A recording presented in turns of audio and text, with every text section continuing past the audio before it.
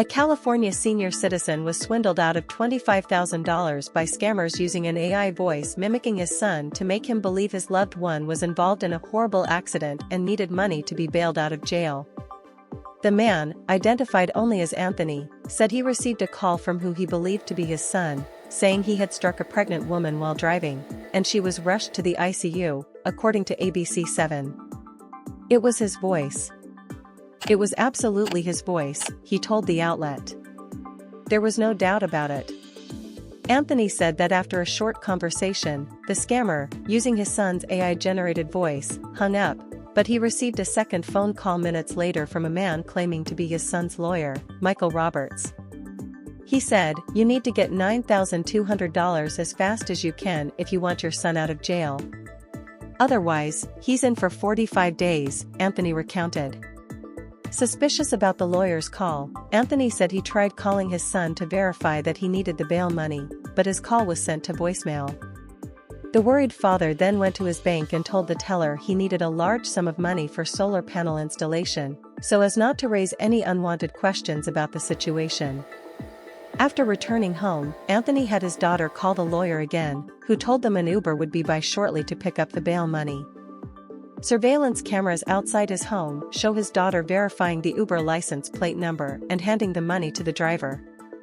However, the scammers weren't finished. Moments after the driver left, Anthony received another phone call, this time from a man named Mark Cohen, who identified himself as another lawyer on his son's case and told him the pregnant woman had died and his son's bail had been raised. The bail has been raised.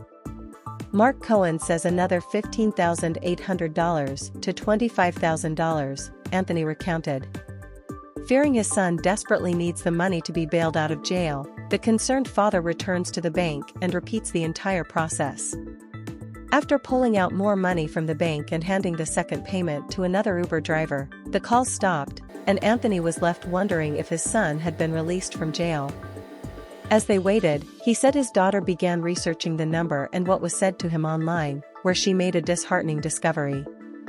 "Dad, I hope I'm wrong. I think you've just been scammed out of $25,000, he recalled his daughter telling him. Anthony said he was so worried about the fate of his son that it never even crossed his mind until after the fact that he was being swindled out of a large chunk of his savings. "I never had a chance to do a second call unless I were to say to them, 'Hold it. I'm stopping this whole thing for a minute. I want to talk to my son. I don't care if he's in jail or where he is, I want to talk to my son.' You don't think that way. You don't," he said. The senior shared that the whole situation moved so fast that he didn't have time to question if he was being conned. "I look like a fool. I feel like a fool, but I don't care," Anthony said, explaining that he shared his story to help others become aware of this issue. Los Angeles Police Department Detective Chelsea Seger told ABC7 that scammers have become more clever and sophisticated over recent years.